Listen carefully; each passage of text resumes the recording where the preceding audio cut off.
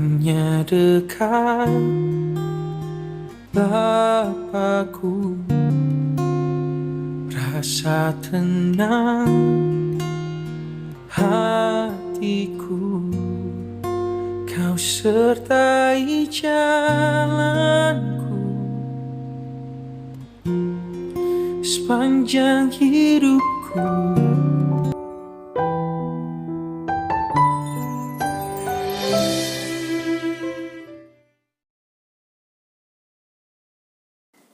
Shalom, selamat sore Bapak Ibu Saudara yang dikasih Tuhan. Mari sebelum kita bersama-sama belajar merenungkan kembali kebenaran firman Tuhan, mari sebelumnya kita datang kepada Tuhan, kita mohon pimpinan kepada Tuhan, kita mau berdoa supaya Tuhan boleh membukakan hati kita, pemahaman kita, sehingga kita boleh menghidupi setiap firman yang nantinya boleh kita terima. Mari kita akan berdoa. Segala puji, sembah, dan syukur kami naikkan kepadamu Tuhan. Satu ucapan syukur kami ketika sore hari ini kami masih boleh Tuhan berikan kesempatan untuk kami boleh datang, beribadah, bersekutu, walaupun tidak bersama-sama di gereja, tetapi biarlah Kau Tuhan boleh mengikat hati kami satu dengan yang lain, oleh karena firman-Mu yang nantinya boleh kami dengar. Biarlah firman ini boleh senantiasa bersemayam hidup dalam hati kami, sehingga kami bukan hanya sekedar menjadi pendengar, tapi kami boleh menjadi pelaku-pelaku firman-Mu.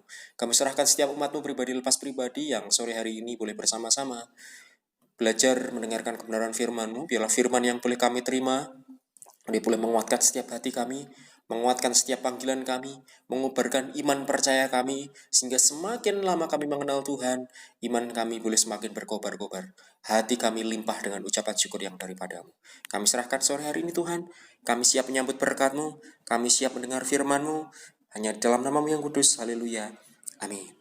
Shalom, selamat sore Bapak Ibu Saudara yang dikasih Tuhan, dimanapun Bapak Ibu Saudara sore hari ini berada, biarlah kiranya nantinya firman Tuhan yang boleh kita terima boleh menjadi berkat dalam hidup kita. Baik Bapak Ibu Saudara, mari kita akan buka kebenaran firman Tuhan kita sore hari ini. Bagian firman Tuhan kita sore hari ini dalam ibadah doa Rabu, tanggal 23 Maret 2022, diambil dari Ibrani pasal yang ke-12 ayat yang ke-12. Satu ayat saja kita akan baca, mari kita akan perhatikan. Ibrani pasal 12 ayat yang ke-12, demikian bunyi firman Tuhan. Sebab itu kuatkanlah tangan yang lemah dan lutut yang goyah. Perhatikan sekali lagi. Sebab itu kuatkanlah tangan yang lemah dan lutut yang goyah. Bapak Ibu Saudara yang dikasih Tuhan, bagian firman Tuhan di ayat yang ke-12 ini masuk dalam satu perikop penuh di pasal yang ke-12 dengan judul Nasihat supaya bertekun dalam iman. Bapak Ibu Saudara, dalam ayat yang ke-12 tadi, dalam penggalan ayatnya, ada kata tangan dan lutut yang harus dikuatkan. Ketika berbicara tangan dan lutut, dalam perikop pasal 12 ayat yang pertama sampai yang ke-17, ada berbicara tentang iman di sana tadi. Jadi lutut dan tangan ini menjadi gambaran yang tidak bisa lepas dari ketekunan di dalam iman, khususnya kita sebagai orang percaya. Apa hubungannya lutut dengan iman? Apa hubungannya tangan dengan iman? Bapak Saudara, sebelum kita lebih jauh, mari kita lihat dulu, apa sih fungsinya lutut? Apa sih gunanya lutut dalam tubuh manusia? Ketika kita berbicara lutut, kalau bahasa Jawanya dengkul, Saudara. Kalau tidak ngerti lutut, bahasanya dengkul, persendian dalam kaki kita. Kalau kita berbicara lutut, jelas ini merupakan salah satu bagian tubuh yang paling penting. Tidak bisa dipungkiri bahwa lutut ini bagian tubuh yang paling penting. Karena apa? Lutut ini menopang beban tubuh kita, terutama saat kita berdiri, saat kita berjalan, saat kita berlari, serta saat kita melompat. Bisa dibayangkan, kalau kaki kita tidak punya lutut, Bapak Saudara, mungkin kaki kita tidak bisa ditekuk, Bapak Saudara. Berjalan tidak akan bisa. Akan susah. Mungkin berdiri akan susah. Nah, ini loh, begitu pentingnya lutut bagi tubuh manusia. Di samping itu, sendi lutut juga berperan sangat besar untuk memobilisasi atau bergerak, berpindah dari satu tempat ke tempat yang lain bagi tubuh kita. Supaya kaki ini bisa ditekuk. Kalau kita berjalan kan kakinya harus ditekuk. Tidak mungkin berjalan kakinya tetap kokoh gitu aja, tetap lempeng gitu saja, enggak. Itu butuh lutut, Pak Saudara, sebagai persendian kaki kita, supaya kita mudah berpindah dari satu tempat ke tempat yang lain. Jadi dari sini kalau kita perhatikan, sangat jelas sekali bahwa lutut ini perannya sangat vital bagi kehidupan manusia. Nah, bisa dibayangkan jika lutut yang vital ini menjadi goyah. Apa itu goyah? Goyang. Atau kalau bahasa Jawanya ngogel, gemeteran, Mbak Saudara. Biasanya terjadi apa sih kalau gemeteran? Kalau kita kecapean, Mbak Saudara. Kalau Bapak Ibu Saudara habis lari jauh berkilo-kilometer atau jalan berkilo-kilometer atau habis melakukan aktivitas begitu banyak, biasanya kaki ini gemeteran, Mbak Saudara. Dengkulnya kemeropok, dengkulnya ngogel, nah, seperti itu. Rasanya apa? Tidak nyaman. Berdiri saja pasti susah ketika lutut kita goyah, ketika lutut kita gemeteran. Nah, kalau kita perhatikan dalam bagian firman Tuhan sore hari, apa hubungannya lutut dengan iman? Apa hubungannya tangan dengan iman? Dalam bagian firman Tuhan di ayat yang ke-12 sore hari ini dalam bahasa aslinya, kata yang dipakai bukan hanya goyah untuk menjelaskan keberadaan lutut pada waktu itu, namun adalah paraluo yang artinya apa? Melemah. Kondisi lututnya tidak cuma goyah, tidak cuma gemeteran, tidak cuma ngogel, tapi kondisinya menjadi lemah, bahkan lumpuh, saudara. Akibatnya apa? Kalau kondisi lutut ini semakin lemah, kondisi lutut ini lumpuh, goyah, pada akhirnya apa? Akibatnya apa? Fungsi menahan, fungsi menopang tubuh dan bergeraknya seseorang menjadi terganggu.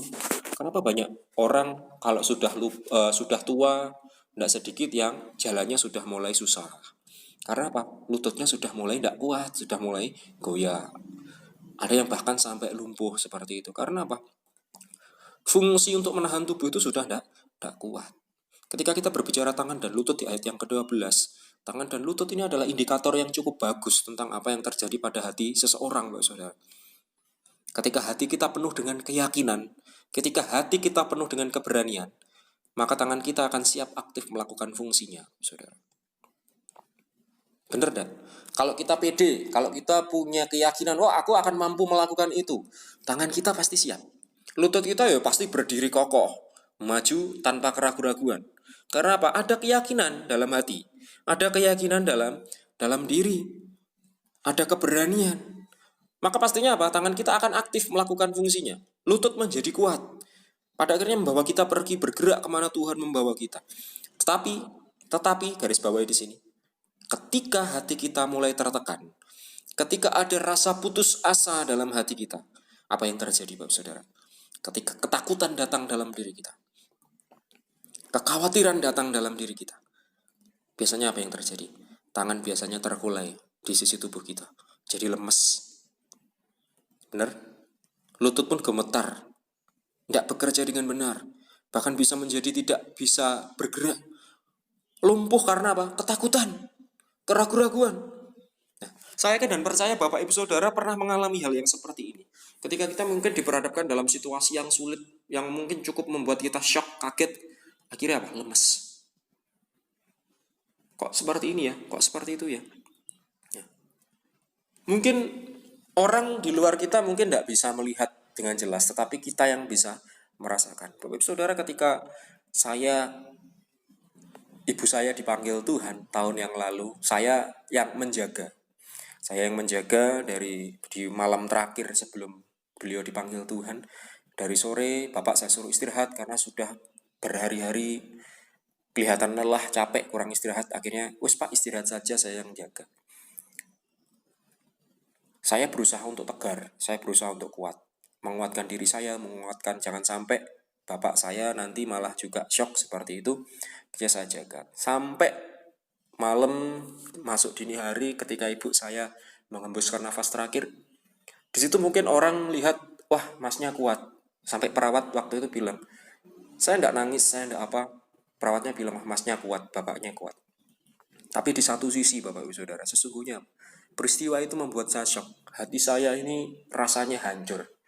Yang terjadi apa? Saya genggam tangan saya ini rasanya seperti mati rasa. Rasanya lemes. Dengkul saya ini, kalau orang Jawa bilang dengkulnya koklok, Bapak Saudara. Gemeter.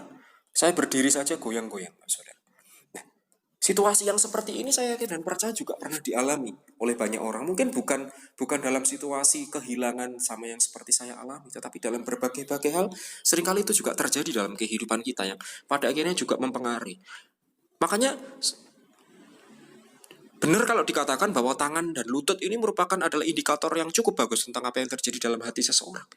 Kalau hatinya sedang dalam kondisi yang baik, tangan dan lutut ini siap untuk bergerak, siap untuk melakukan tugasnya. Tetapi ketika hati seseorang diperhadapkan dalam situasi yang sulit, diperhadapkan dengan keraguan-raguan, ketakutan, shock tadi, pada akhirnya apa yang terjadi? Tangannya lemas, lemas lunglai, bahkan lututnya gemetar. Nah, Bapak Ibu Saudara yang dikasih Tuhan, prinsip yang sama dalam kehidupan rohani. Apabila seorang pemercaya membiarkan hatinya lemah, membiarkan kekhawatiran dan keraguan berkecamuk, membiarkan kemarahan, bahkan mungkin kekecewaan menguasai atau membiarkan kemalasan menghinggapi kehidupannya, perhatikan tangan yang tergantung di sisinya dan lutut di kakinya, saudara. Ketika itu terjadi, yang terjadi apa? Tangan dan lutut tidak bisa bekerja sebagaimana mestinya. Tangan mulai terasa berat memberikan pelayanan aktif pada Tuhan. Otomatis seperti ini. Tangan-tangan ini akhirnya menjadi lemah, Pak Saudara. Tepat pada saat Tuhan sebetulnya membutuhkan pekerjaan-pekerjaannya untuk bekerja di ladang Tuhan. Ketika tangan mulai lemah, lutut mulai melemah juga dengan cara yang sama. Nah, Bapak Ibu Saudara, seseorang mulai menjadi tidak mampu melipat lututnya untuk berdoa. Mulai berat untuk berdoa. Berjuang untuk suatu kemenangan. Sekarang pertanyaannya mungkin yang terjadi dalam diri kita. Apa yang menyebabkan orang percaya membiarkan dirinya lemah dan lututnya goyah sampai mereka tidak berdaya? Ada beberapa kemungkinan. Kemungkinan yang pertama, mereka adalah orang-orang percaya yang masih dalam keadaan bayi. Kenapa saya katakan bayi? Artinya belum dewasa. Mereka yang belum terlalu lama dilahirkan kembali. Tapi juga tidak sedikit juga ternyata ada orang-orang percaya yang sudah lama mengikut Tuhan, sudah lama belajar tentang kekristenan, yang masih ingin terus menjadi bayi untuk waktu yang panjang. Orang-orang yang seperti ini, orang-orang yang pengennya dilayani tapi tidak mau melayani. Apa ada, Pak? Ada, di luar sana banyak sekali contoh yang seperti ini. Yang menjadikan kekristenan hanya sebatas formalitas dalam hidupnya. Tidak menyadari tugas dan tanggung jawab sebagai anak-anak Tuhan. Orang-orang seperti ini adalah orang-orang yang enggan bertumbuh, saudara. Karena apa? Bertumbuh adalah tentang memikul tanggung jawab. Ingat ya, saya pernah sampaikan bahwa seharusnya sebagai orang percaya semakin kita lama mengenal Tuhan, harusnya kita semakin kuat, kita semakin kokoh di dalam Tuhan. Makanya ukurannya bukan seberapa lama kita di dalam Tuhan, bukan seberapa lama aku menjadi orang Kristen, tetapi seberapa kita mengerti hatinya Tuhan. Seberapa kita memahami tugas dan tanggung jawab kita. Karena bertumbuh itu berbicara tentang memikul tanggung jawab. Semakin banyak hal yang Tuhan percayakan, artinya semakin besar tanggung jawab yang harus diemban. Tapi itu bukan satu penyebab saja, ada penyebab lain. Kenapa kok terjadi kelemahan pada lutut? Mungkin juga salah mengkonsumsi makanan. Secara jasmani kalau kita salah mengkonsumsi makanan saja juga bisa terpengaruh dalam keberadaan diri kita, fungsi sendi-sendi kita. Begitu pula dalam kehidupan kerohanian. Kalau kita salah makan, lutut dan tangan kita juga akan bermasalah. Apa makanan yang perlu dikonsumsi? Persekutuan, firman, doa. Nah, ketika kita kurang berlatih dan kurangnya persekutuan, ini justru akan membuat lutut kita lemah, saudara. Berat untuk ditekuk berdoa. Saudara, ini menjadi pesan Tuhan bagi kita sore hari ini. Saya yakin dan percaya bukan pertama kali kita mendapatkan pesan yang serupa, yaitu tentang lutut yang goyah ini. Dan kita sudah dapat menerka bahwa apabila Tuhan menyampaikan pesan tentang lutut yang goyah, artinya apa? Tidak sedikit hari-hari ini di antara orang-orang percaya yang mengalami lutut yang goyah, di tengah segala situasi yang terjadi. Di tengah situasi yang terjadi saat ini, saya yakin dan percaya situasi yang seperti ini pun juga banyak terjadi di luar sana. Dan istilah lutut yang goyah ini merupakan gambaran adanya topangan atau pijakan hidup yang orang percaya yang mulai melemah oleh karena berbagai situasi yang terjadi. Akibatnya apa? Diri mulai menjadi ragu untuk percaya bahwa kuasa Tuhan ini mampu untuk melakukan perkara yang besar atas dirinya. Pada akhirnya apa? Enggan untuk melangkah maju lebih jauh lagi. Wes cukup di sini saja. Tak cari aman saja. Cari aman. Tapi ingat sekali lagi bahwa yang aman itu belum tentu baik untuk kita loh. Yang menurut kita aman belum tentu benar-benar baik untuk diri kita.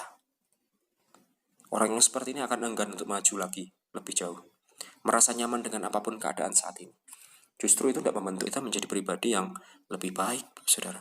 Nah, saudara, hal yang seperti ini yang harus kita pahami berkaitan dengan pesan Tuhan sore hari ini, agar kita tidak menjadi orang-orang percaya yang goyah lututnya, tidak menjadi orang-orang percaya yang gampang khawatir. Nah, saudara, kita mau belajar bersama-sama. Kita perlu mengokohkan kembali lutut yang goyah. Kita perlu menguatkan kembali tangan-tangan kita yang mulai melemah. Apa yang harus kita lakukan? Apa yang harus kita pahami? Apa yang harus kita kerjakan? Supaya lutut kita ini tidak goyah, supaya tangan kita ini tidak melemah. Nah, perhatikan Ibrani pasal 12 ayat yang pertama.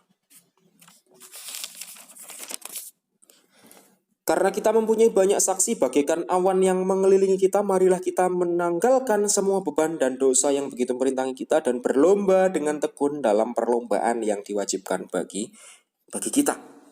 Bapak Ibu Saudara, yang harus kita lakukan adalah menyadari bahwa ada perlombaan yang wajib kita ikuti. Rasul Paulus menggambarkan kehidupan kita di dunia ini seperti gelanggang pertandingan. Artinya ada perlombaan, ada pertandingan yang wajib kita ikuti. Ketika seseorang mengikuti perlombaan pertandingan, apa yang harus dilakukan? Wajib mempersiapkan diri. Nah, pertanyaannya, sudahkah kita mempersiapkan diri untuk kita masuk di dalam gelanggang pertandingan? Kehidupan kita di dunia ini ibarat gelanggang pertandingan yang siap, sedia harus kita lakukan. Makanya kita perlu mempersiapkan diri dengan benar. Apa yang harus dipersiapkan? Kalau seorang tentara saja ketika pergi berangkat berperang bukan hanya membawa tubuhnya, dia perlu membawa perlengkapan dan persiapan, ada senjata yang harus dibawa.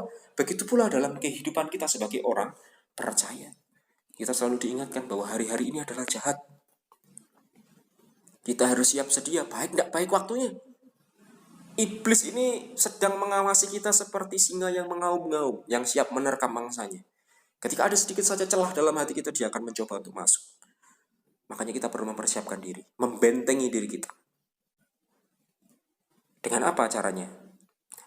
Saudara, dalam Ibrani 12 ayat yang ke-1 tadi, penulis Ibrani mengingatkan bahwa ada set perlombaan yang Tuhan berikan kepada kita masing-masing.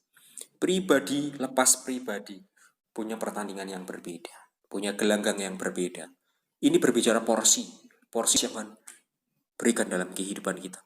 Bukan masalah, tetapi proses yang Tuhan izinkan bentuk dan menempa kita menjadi pribadi yang lebih baik lagi. Makanya penulis Ibrani mengingatkan bahwa ada set perlombaan yang Tuhan berikan kepada kita masing-masing. Jadi jangan berlama-lama dengan keadaan tangan yang lemah, lutut yang goyah. Kita harus ingat, kita harus siap sedia bahwa ada perlombaan yang diwajibkan dan ada perlombaan yang tidak diwajibkan.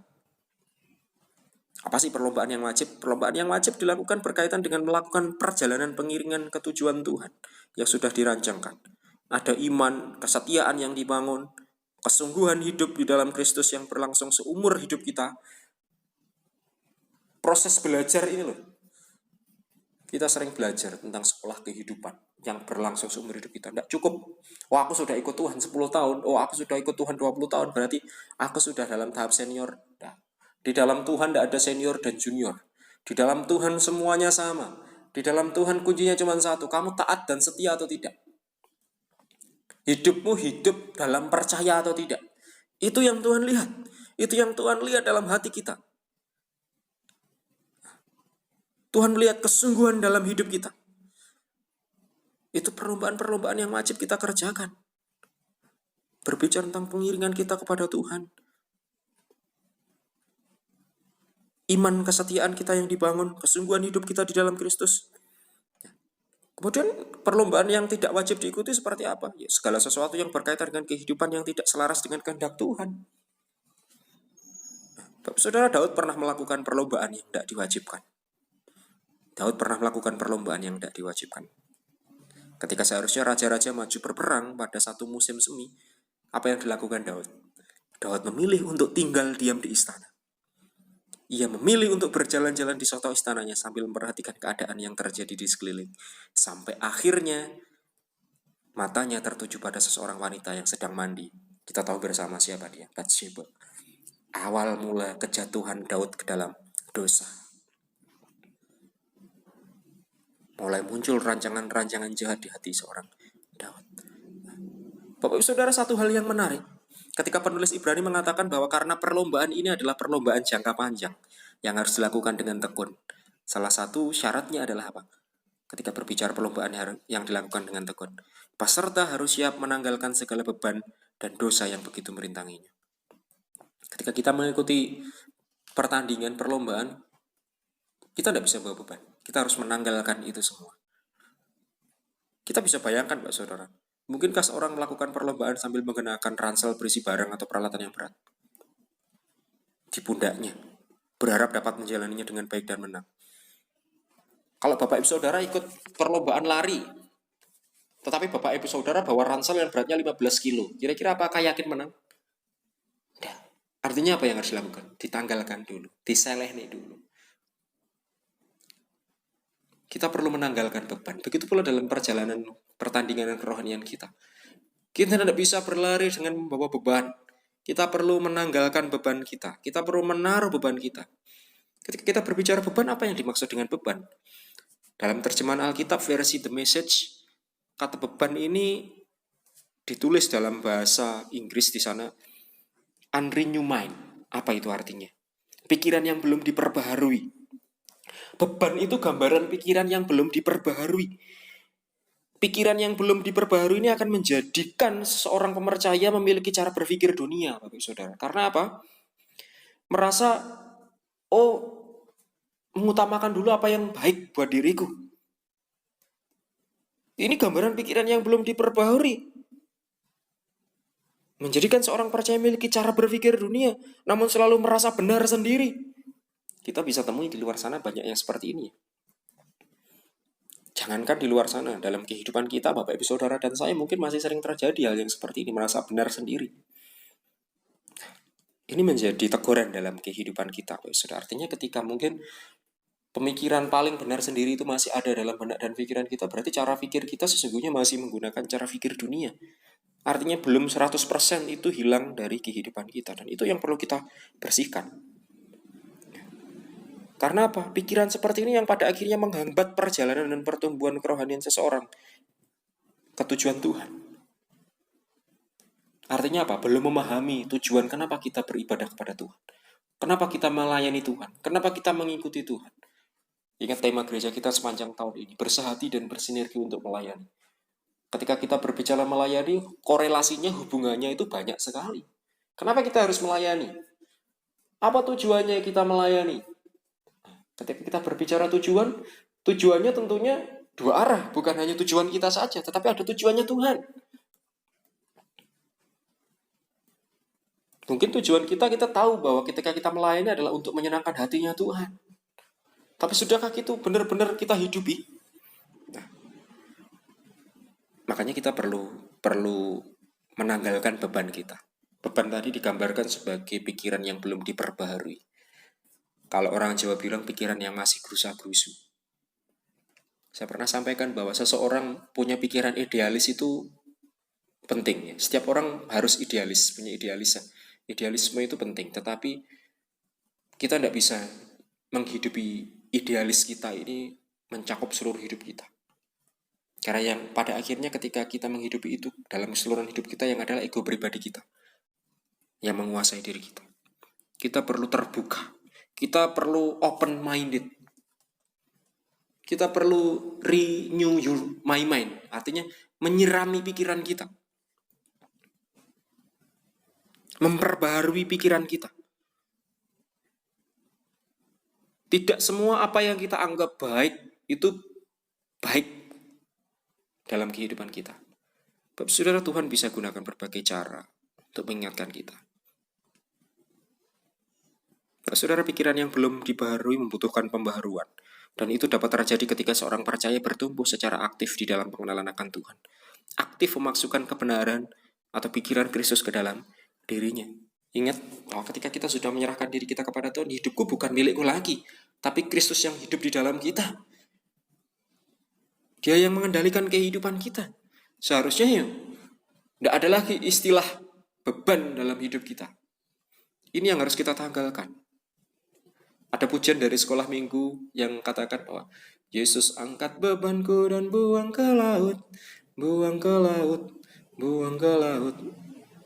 Yesus angkat bebanku dan buang ke laut, buang ke laut, dan buang ke laut. Artinya bukan hanya sekedar gambaran dilempar gitu saja, enggak, tetapi bahwa kita perlu menyadarkan diri kita di hadapan Tuhan. Kita ini manusia yang terbatas. Seberapapun kuat kita, seberapapun pandai kita, seberapapun kita cerdas mungkin di hadapan manusia, kita tetap tidak lebih besar daripada Tuhan kita. Kita adalah makhluk ciptaannya Tuhan. Ketika kita hanya menyadarkan diri kita kepada manusia, yang ada adalah kekecewaan. Kita perlu menyadarkan diri kepada Tuhan, menanggalkan beban kita, pasrahkan kepada Tuhan, serahkan kepada Tuhan, berserah percaya kepada Tuhan. Nah, mulai memasukkan kebenaran dan pikiran Kristus ke dalam diri kita. Apa yang Tuhan mau? Sudahkah kita memahami perasaannya Tuhan? Sudahkah kita menyelami apa yang Tuhan mau dalam hidup kita? Itu yang harus kita cari. Nah, saudara, mari jemaat yang dikasih Tuhan, melalui pesannya sore hari ini, sesungguhnya Tuhan mau kita terus bergerak maju dalam pengiringan kita kepada Dia.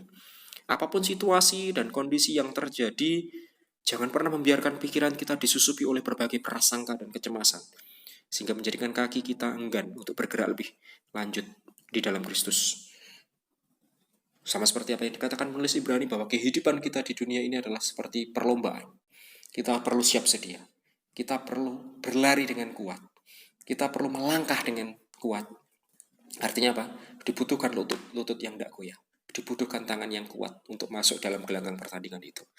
Kita perlu menanggalkan beban kita, memperbarui pikiran kita, mengisi pikiran dan hati kita dengan apa yang Tuhan mau. Memasukkan kebenaran dan pikiran Kristus dalam diri kita, sehingga kita boleh melangkah dalam ketetapan Tuhan. Kaki kita tetap kuat.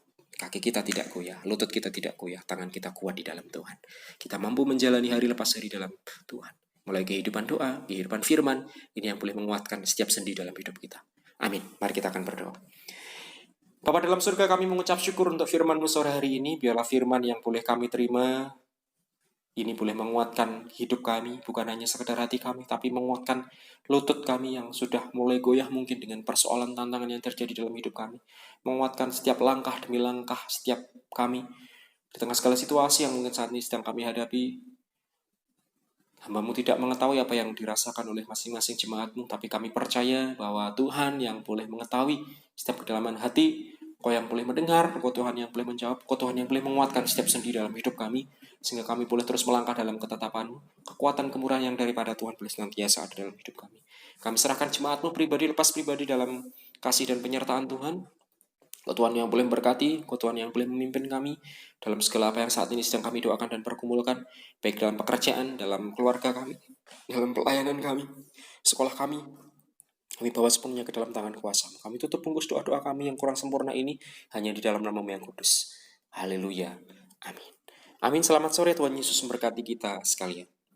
Sebab Tuhan melindungi, Tuhan menyinari dengan wajah-Nya, memberi kasih karunia, damai sejahtera. Tuhan Yesus berkata,